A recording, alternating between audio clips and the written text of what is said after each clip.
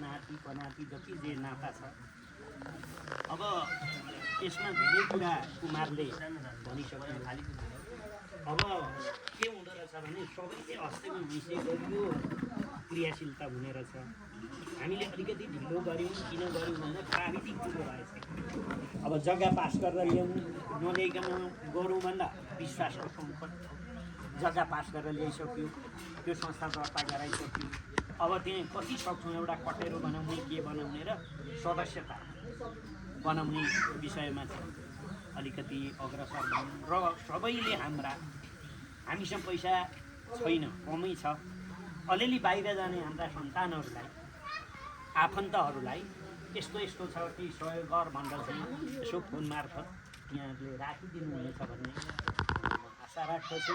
र अलिकति अघि उनले भने जस्तो मेरो अहिले फुर्सदै छ, यहाँ इन्द्र भतिजलाई पनि यसको साधन फुर्सद हुँदा अब को फुर्सद हुन्छ, कुमारको पनि भएको बेला एकचोटि हाम्रा जति वंश छन् उनीहरूका घरमा जाने योजना बनाइने र यसमा हामी धेरै कुरा कुमारले भनिसक्यो। जति धेरै भाषण गर्नुभन्दा हामी काम गर्नु प्रमुख हो। म मेरो परिचय दिन चाहन्छु र यहाँ वंश जोड्न पनि चाहन्छु। श्रीकान्तको जनाति, लक्ष्मीकान्तको पनाति, अनन्तलालको नाति देवी प्रसाद या मौर्य बुढाको छोरो कान्छो। अब यहाँ किन मैले त्यहाँ लगेँ भने श्रीकान्तकोमा गइसकेपछि श्रीकान्तका बाबुबाट हामीले अहिले बनाएको जति पोखरेलहरूको नजिकको छ त्यहाँ जोडिन्छ। श्रीकान्तका बडा जोडे हामी, म श्रीकान्तको भएँ। अब अघि माइलाले भन्यो गोइरी गाउँबाट हामी त्यतैबाट आएको, कार्तिके हुँदै यतैबाट आएको भन्ने पुरानो कुरा पनि प्रष्टता छ। अनि बागेडाँडा पनि त्यहाँबाट आएको श्रीकान्तका दाजुभाइमा गएर उनका बाबुका हामी सन्तान। यो प्रष्ट हो, यो प्रमाणित भयो। श्रीकान्तको दाजुभाइ छौँ। अब त्यसमध्येमा श्रीकान्तका छोरा लक्ष्मीकान्त, अब लक्ष्मीकान्तका 3 भाइमा अघि आयो। 3 भाइभित्रमा चाहिँ आङसारङ पारी गाउँका भन्छौँ, जो अघि प्रकाशहरू हाम्रो उहरूले जय भतिजाले भन्नु, उहाँ नरकटेका र हामी ओरा डोबाटेका चाहिँ श्रीकान्तका छोराहरू है।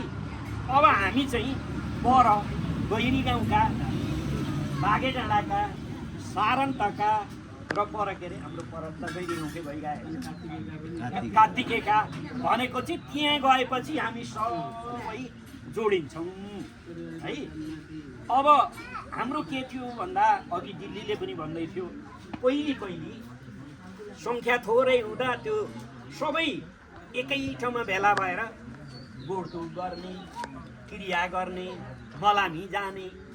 अब त्यति बेला कराउनु पर्ने अनि जानुपर्ने भन्दा त्यो श्रीकान्तका दाजुभाइहरूका सन्तान जति सबै जाने गर्थे अरे। अब किन भन्दा थोरै थियो, थोरै गएपछि त सबै जाइन्थ्यो। अनि पछाडि गएर के भयो भने बसा होइन, त्यो अहिले त्यता नजाउँ, त्यो किनभने अलिक प्रमाणित उसमा म गर्दै जाउँला। त्यो कतिपय किताबमा भएका कुरामा अहिले नजाउँ। त्यो किताबमा अन्यल बनाइदिएको छन्।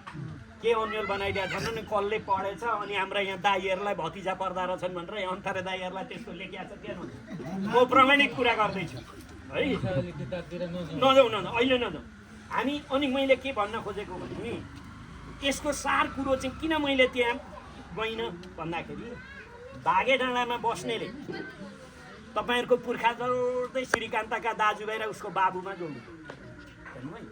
गैरी गाउँका बस्ने र अरूले पनि त्यहाँ जोड्नु। अब पारी गर्नेले नि तलबाट लेखौँ।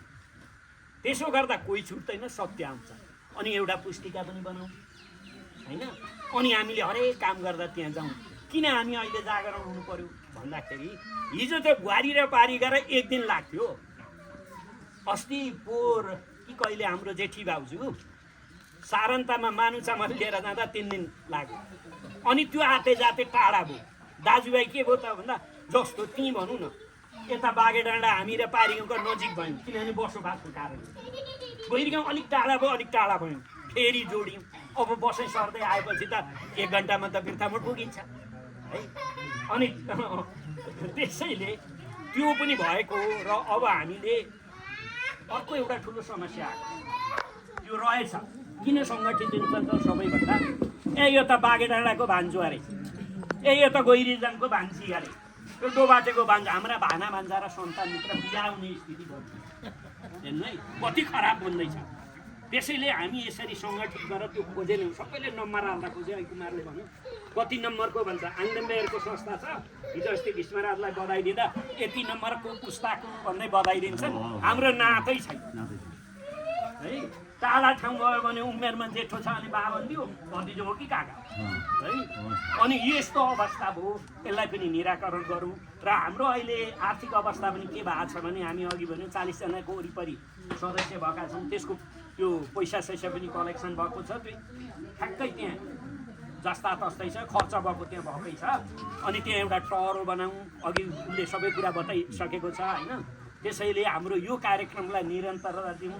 हुनसक्छ कसैले कुनै बेला भ्याएन आएन भने यो आएन दाजुभाइसँग गएन भने त मनमुटाउ गर्नु हुँदैन, बाध्यता हुन्छ क्या, बाध्यता हुन्छ, जान के हुन्छ यति भन्दै अब फेर किन कुरा गर्ने, काममा लाग। काका अब तपाईँले बोल्दै गर्दा नि मेरो एउटा कुरा छ, भनौँ न मजाले।